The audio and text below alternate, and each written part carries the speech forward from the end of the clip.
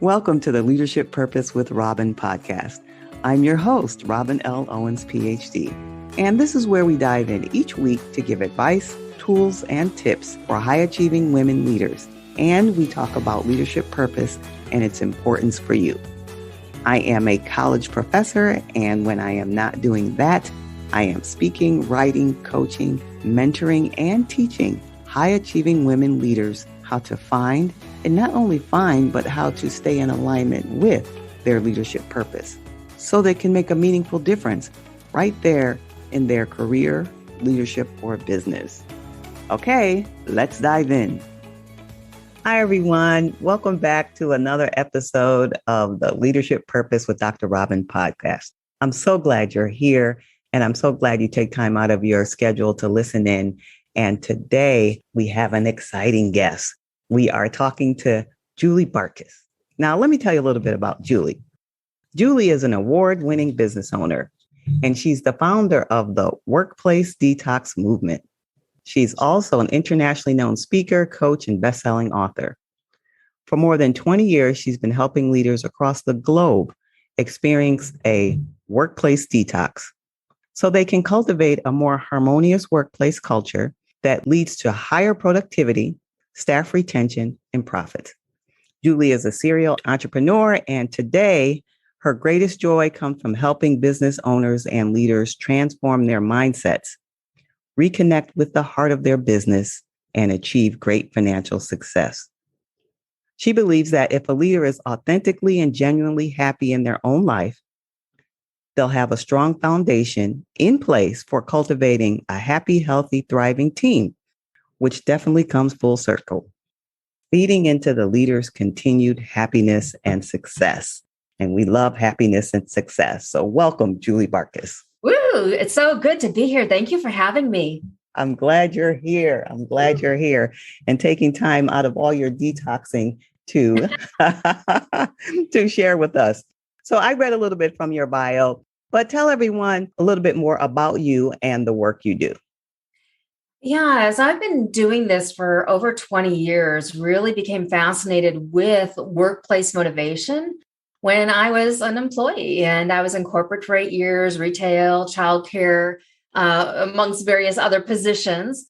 And I really became fascinated by the supervisors who had like this magical power to motivate their team to achieve great things. And then I also looked at, well, what supervisors had gossip and drama and negativity. So it just really became a passion of mine to really look at these two types of managers to be like, all right, who's doing what and why are they getting these amazing results and why is this team over here struggling? And I carry that fascination with me today because even today I look at our economy and I'm like, all right, everybody's about the staff shortage. And I'm like, well, listen, it's not everybody who's experiencing a staff shortage. There's, one place can be fully staffed and the staff are all excited to come to work. And then you have another place where they're struggling. So it really fascinates me to put together the plan of action for leaders that will help them create their dreamy, high-performing team. Yes.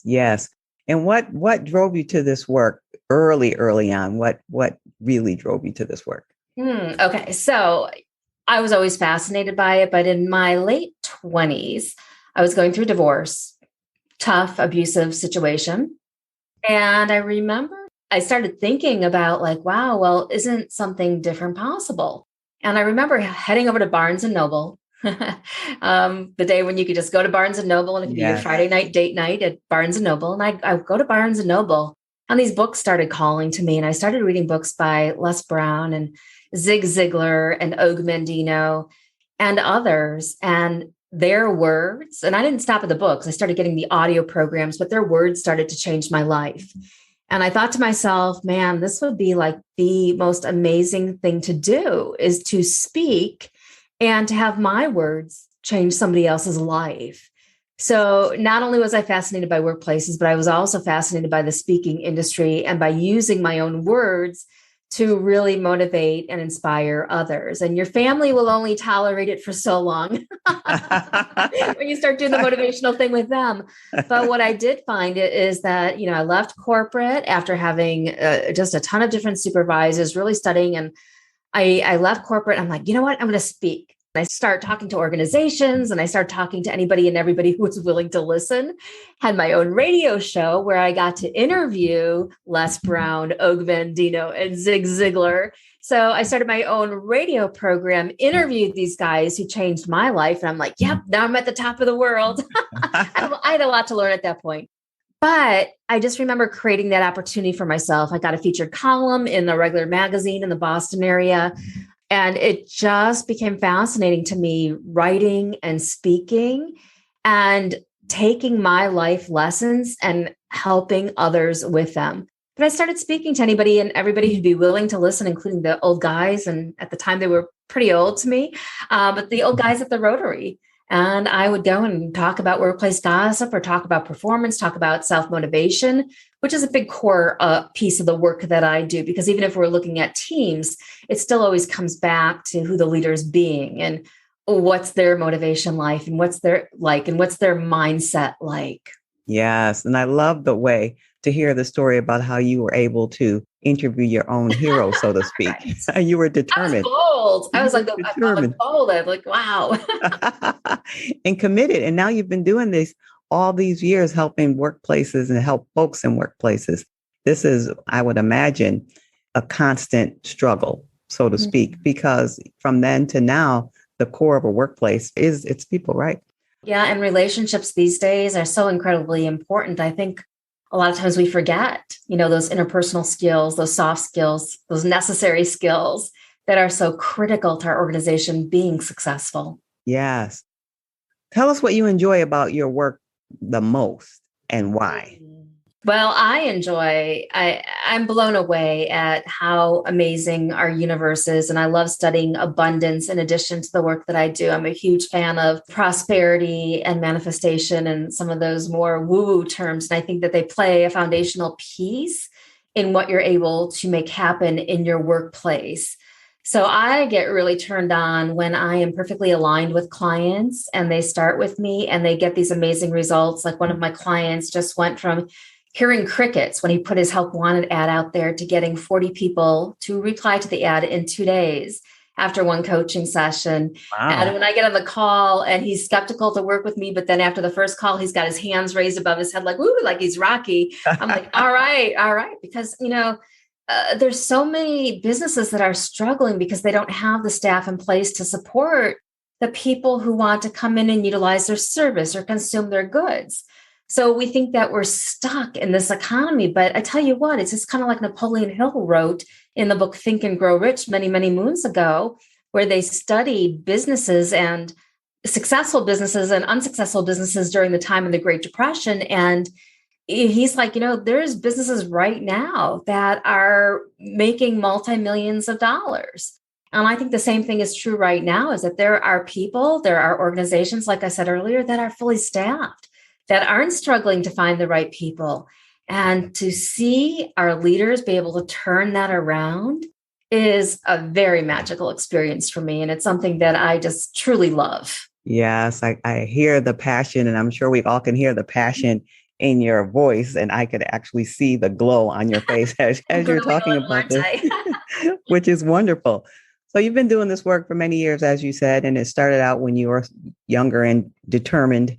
And I'm sure you've learned many, many lessons. Mm-hmm. But what's one piece of advice you could give to our listeners today? And listeners may be in official leadership roles, unofficial leadership roles, professionals. So something from your vast experience and expertise, what's one tip you would give them? Oh, I think it's the foundational lesson that I always bring myself back to. And it was something I read by Norman Vincent Peale many years ago. And he says that if you could change your thoughts, you could change your world. And I've held on to that quote for over 20 years because it's so incredibly true. When you're sitting in a place of fear, when you're sitting in a place of scarcity, when you're thinking your business isn't working or your organization is crumbling or your staff won't do what you want them to do, if you could change, or even your family members or your husband, because we have clients who really report back about their personal life changing in addition to their professional life. But if you could change the thoughts that you're thinking and thoughts that you're hanging on to so dearly about a certain situation, and uplift those thoughts, like we were talking about before the interview started, you could totally transform and shift the results that you're going to experience. And it's like magic when people say, your thoughts could control, what you're creating in your world. But it's so true. It really is. Yes. Yes. I found that to be true in my own life. So I'm resonating with what you're saying about thoughts. Yes. Yeah. Well, my work, as you know, has to do with leadership purpose. So what comes to your mind when I say the term leadership purpose? Leadership purpose. Well, I'll say what comes to the top of my mind. And I think it's being authentically aligned with your vision and with your desires.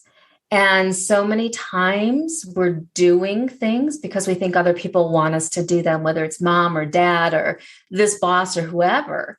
But if you're on leadership purpose, you're leading with a purpose, you're leading towards a vision. And to me, a true vision has to be fueled by true desire of what you really want, of what the universe is gifting you as, hey, this is here for you. And when you reach out and grab it, it's amazing. Yes, yes. So being authentically aligned, that's what I would say. Authentically aligned. And why do you think that is important to be authentically aligned? Well, if you're not, everything becomes hard. It becomes like this big struggle. And a lot of people think it's because they're not working hard enough. Their willpower is not good enough. But if you're not really aligned with the vision that you're trying to bring to life, you can only sustain it for a short while before you get burnt out and before you're like, this isn't me, or you start thinking something else is wrong with you. And I want to tell you, nothing is wrong with you. You just have to get yourself aligned with what you're meant to do here in this lifetime. And it's easy to fall out of alignment, just like our bodies, right? That's why a lot of us go to chiropractors or therapists or Pilates class or whatever it is to regain that alignment from a holistic perspective. And the same thing is true when we're looking at things in a leadership role, is that we need to be aligned so that we are moving in the right direction. And yeah, it might be, you might have to put in some long hours, but you feel like, all right, this is sitting right with me. This is good with my soul. Yes, yes. And I love that analogy, comparing it with the body and going to a chiropractor and get realigned. Yeah, exactly. I love that analogy.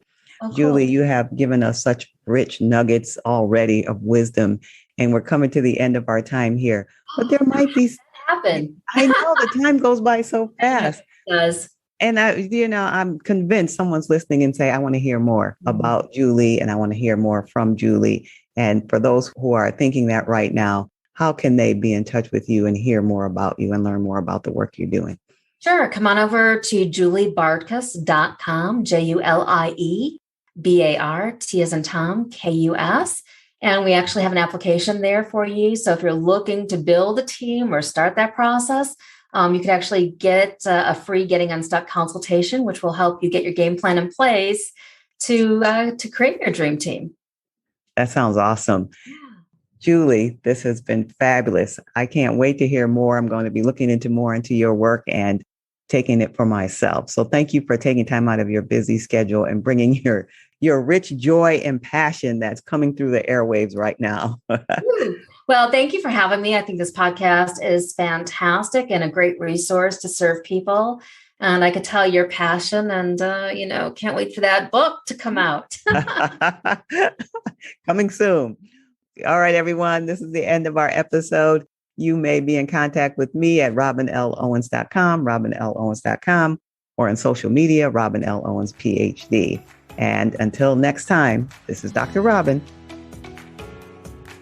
Thank you for tuning into this episode of the Leadership Purpose with Robin podcast. If you enjoyed it, head on over and rate and subscribe so you never miss an episode. New episodes drop every week, and I can't wait to hang out with you again soon. Meanwhile, this is Robin signing off. See you next time.